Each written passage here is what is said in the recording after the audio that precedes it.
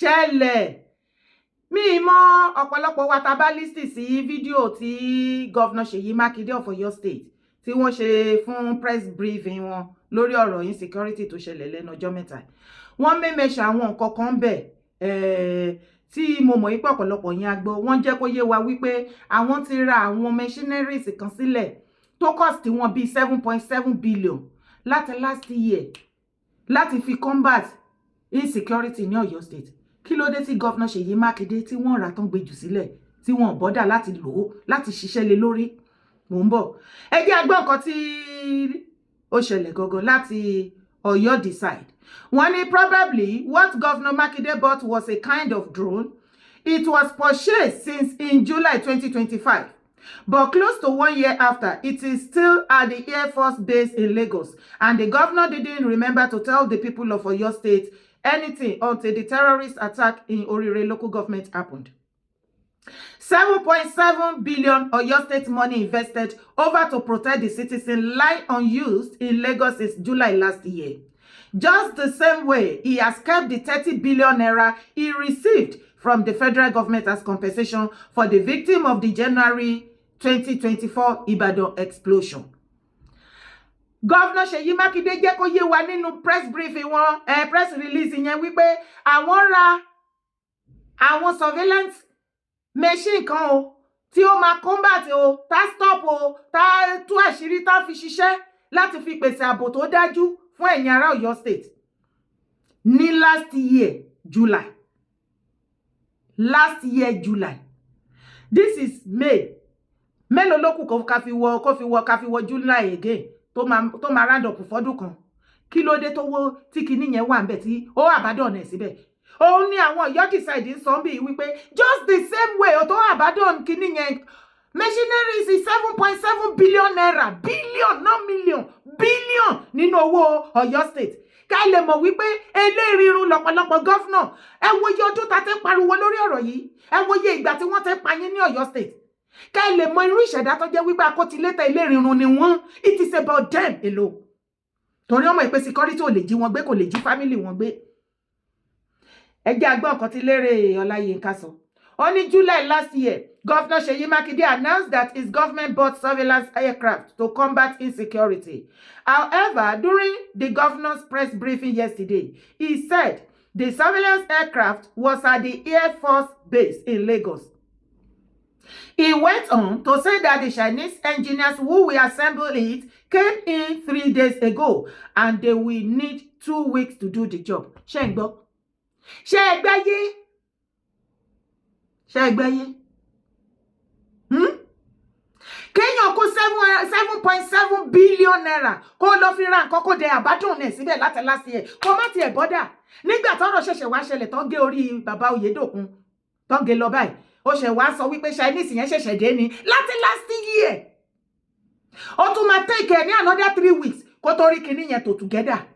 Ṣé rí how useless our Yorùbá land governor are. They are useless. À ń sọ fún ẹ̀yin aráàlú wípé kẹjẹ́ ká panu papọ̀ ká kó kíní ìyà ká ṣẹ́ṣọ́ ìyà fún wọn. Ẹ tún máa defend wọn online. Ṣé ráyé yín makanmakan ní ó ti kan family àwọn Oyèdòkun nìyẹn.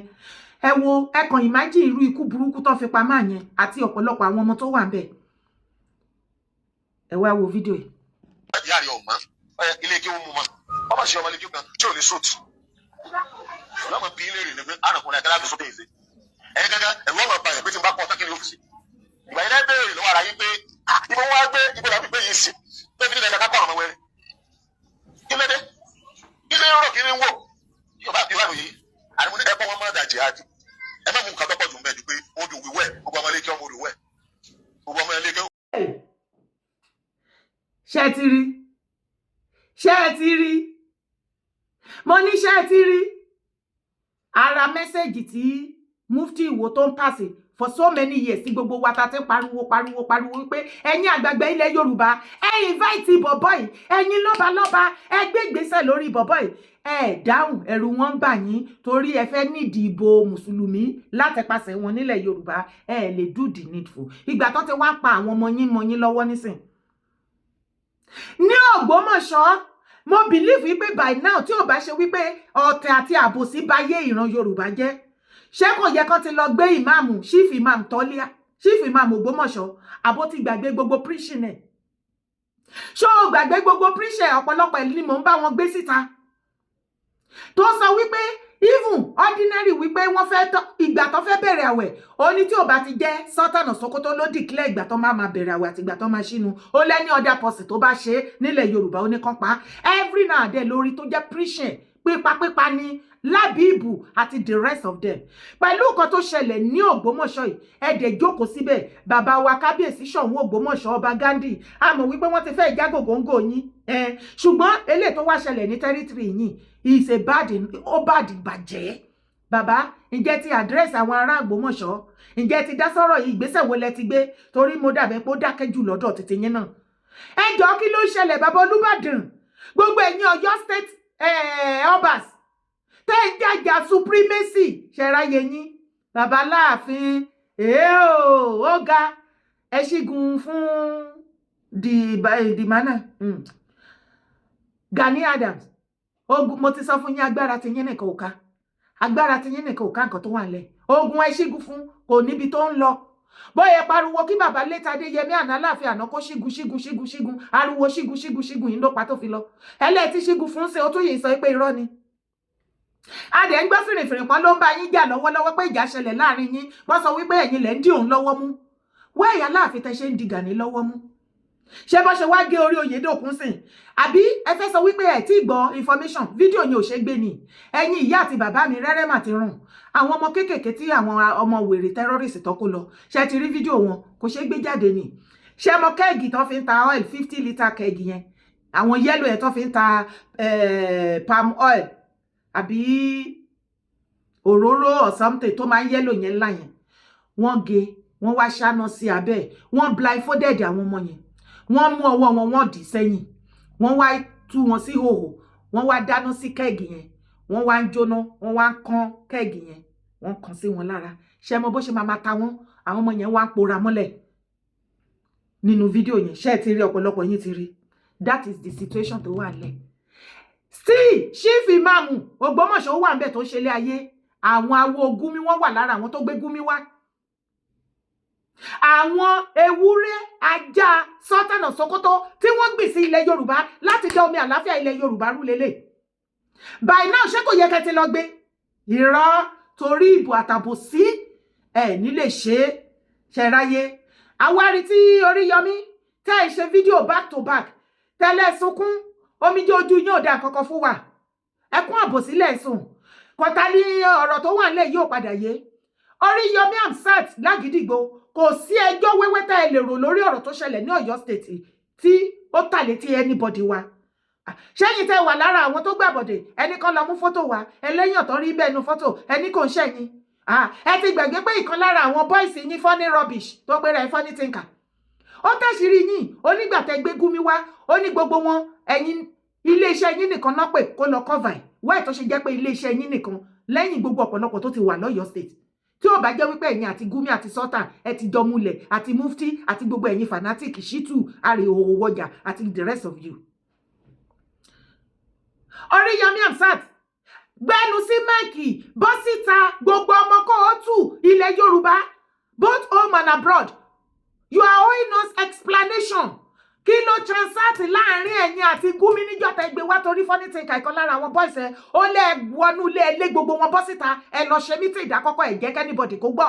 irú meeting wo lẹ ṣe àbálọ àbábọ̀ òun rèé ẹ dẹ̀ sure ṣe bẹ rí fídíò bọ̀bọ̀ yìí ṣe bẹ gbọ́ tó ní àwọn ọmọ ilé kéwú kọ́ máa kọ́ wọn ní jihadis ṣùgbọ́n kọ́ máa mú gbogbo everything jihadis o ṣùgbọ́n kọ́ máa kọ́ wọn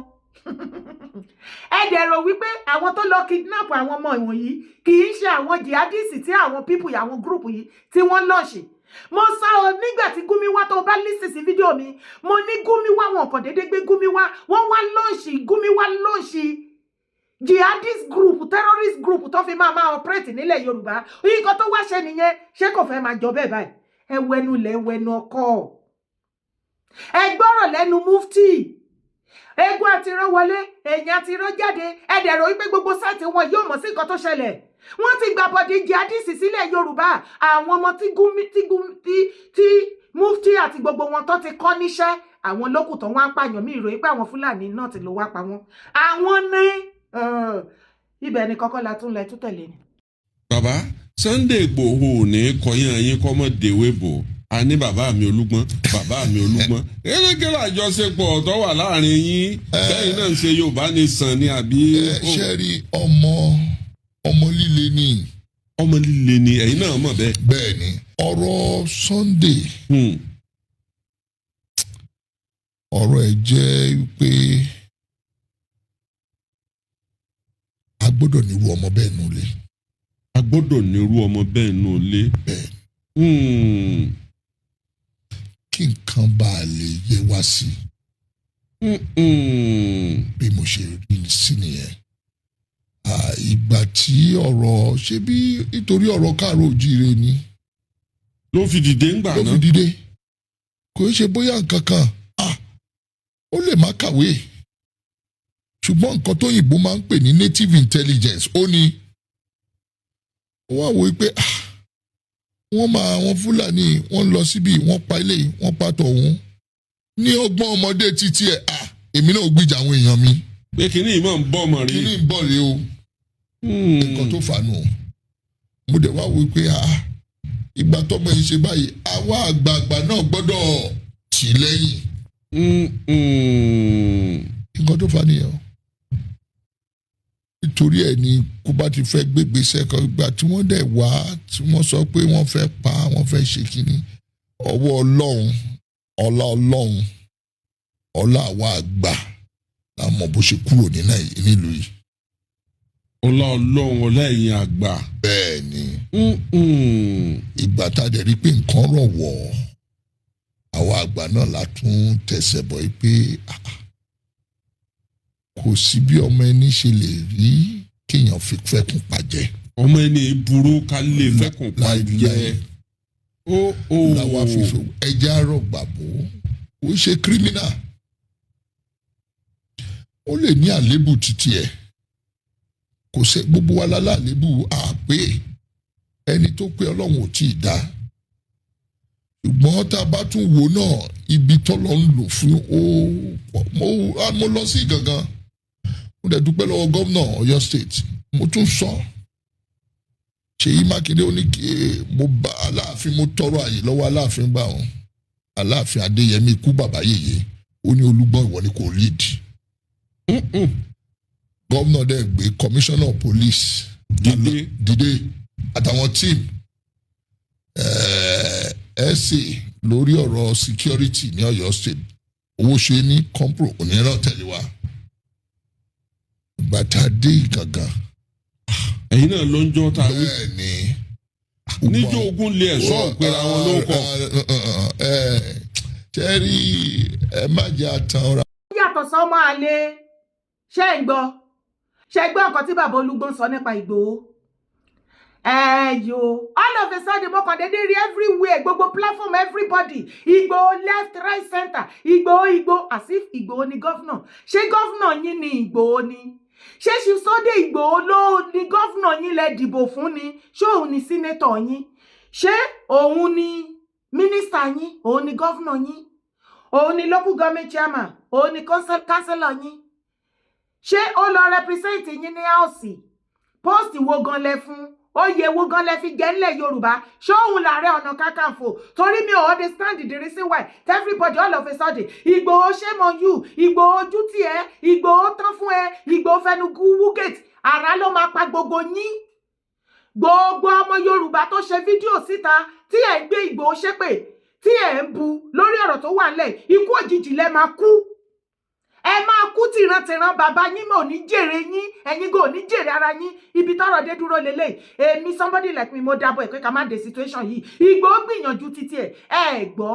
àbẹ́ ẹ̀